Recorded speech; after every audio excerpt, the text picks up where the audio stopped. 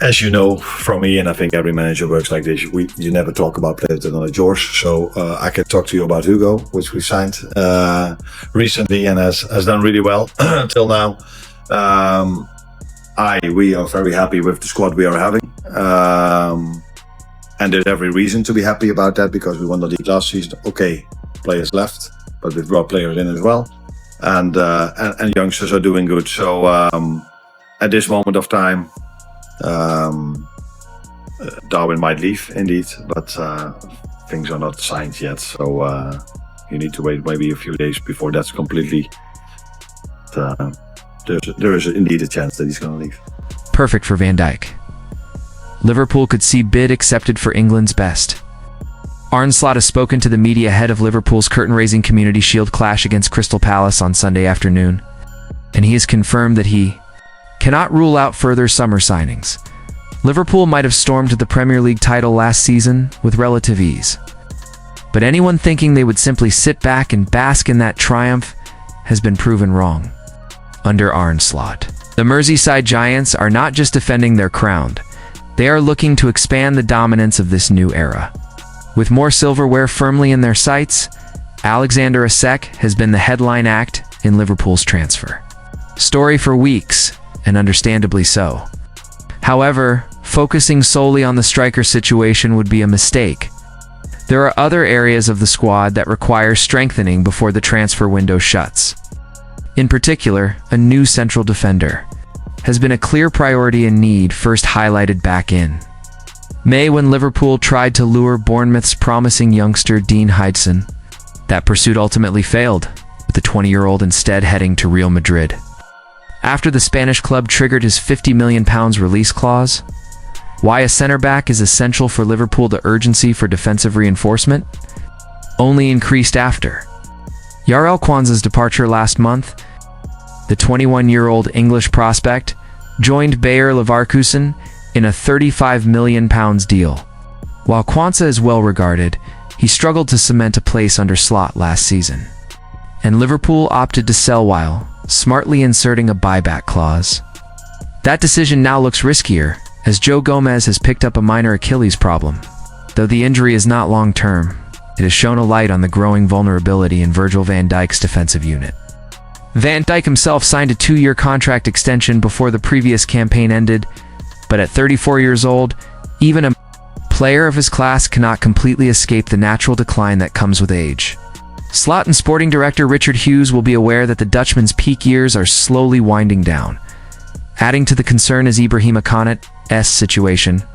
The Frenchman has just entered the final 12 months of his £70,000 a week deal, and Real Madrid are reportedly circling. There's genuine anxiety at Anfield that Konate could follow in Trent Alexander-Arnold's footsteps and walk away for nothing next summer. This combination of uncertainty and aging legs makes a central defensive signing an absolute necessity. Guehi emerges as the prime target according to Football Insider. Liverpool believe a bid in the region of £40 million would be enough to tempt Crystal Palace into selling Marc Guehi this summer. The England international is seen as an ideal addition to a backline that looks increasingly stretched. Yet, with Guehi also in the final year of his deal, Hughes is determined not to pay above market value. The problem is competition. Newcastle United and Tottenham Hotspur are also keen, meaning Liverpool might have to act quickly with a formal offer before another Premier League rival swoops in. What Guehi would bring to Liverpool since joining Palace from Chelsea for £18 million 4 years ago, Guehi has developed into one of the most dependable centre-backs in the league. While he never broke into Chelsea's first team, he has thrived at Selhurst Park, earning praise from reporters like Bobby Manzi, who called him a monster in defense. Importantly, Guehi is not just a stopper, he is an underrated ball player, capable of making an impact in possession as well as in duels. Statistics from FBref underline his well-rounded game last season.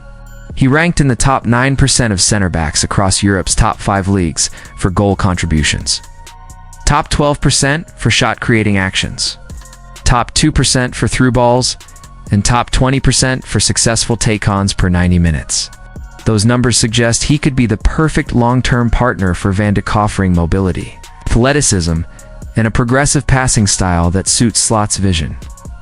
When compared directly to Van Dijk and Connacht's metrics from last season, Guehi's data holds up remarkably well, especially given he achieved it while playing for mid-table Palace rather than a title-winning side.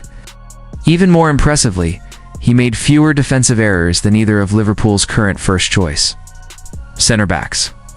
This did not go unnoticed during Euro 2024, where journalist and scout Ben Mattinson hailed Guehi as England's best player for his composure and leadership.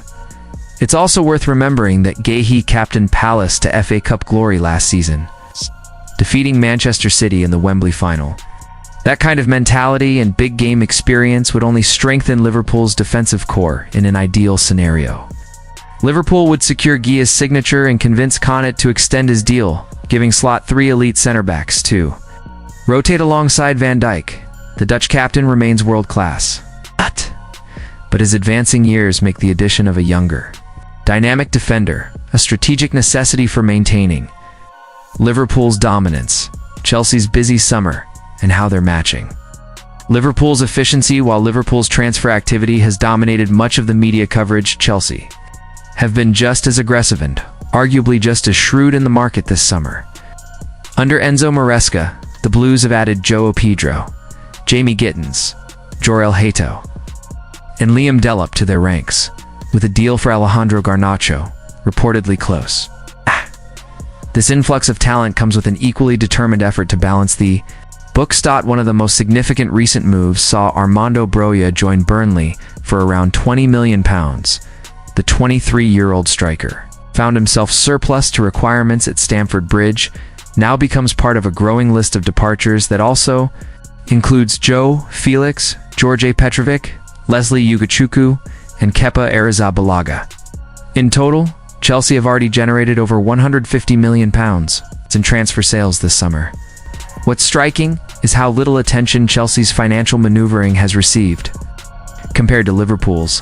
While the Reds have rightly been praised for selling fringe players like Luis Diaz, Tyler Morton, or El Quansah at premium prices to fund new signings, Chelsea's sales strategy has been equally impressive, if not more so when factoring in the scale of their turnover.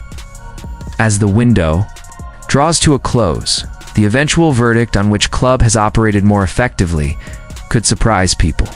For all the acclaim Liverpool's transfer team has earned, Chelsea's ability to refresh their squad while keeping the balance sheet healthy, deals like Brojas being prime examples, might just see them emerge as the quiet winners of the summer market. Frank's potential bail. Spurs ready to table bid for world-class star. New Tottenham boss Thomas Frank has already made a major splash in the transfer market, completing the £55 million signing of Mohamed Kudus from West Ham United. The Ghanaian attacker is expected to play a central role for Spurs in the 2025-26 Premier League campaign. However, the North London club's attacking depth has been hit hard. James Maddison's ACL injury means the playmaker will miss most of the season, while long-serving winger Heung-min Son has ended his decade-long stay at the club by completing a 20 meters move to LAFC. These setbacks have forced Spurs to accelerate their hunt for attacking reinforcements before the transfer window closes. Spurs' current attacking shortlist, one name heavily linked, is Bilal Khanis. After suffering relegation with Leicester City, 21-year-old Moroccan is expected to join a major European club before the 1st of September deadline. Thanks to a relegation release clause in his contract, he could be available for just £22 million a bargain considering his potential. But El Khanis is not the only forward on Spurs' radar. According to TBR Football, the club is also pursuing Real Madrid's Rodrigo. Spurs are reportedly waiting for a signal from the Spanish giants that they are open to selling the 24-year-old before submitting an official bid. Arsenal are also in the race. Recent reports suggest a £70 million price tag has been set for the Brazilian. Why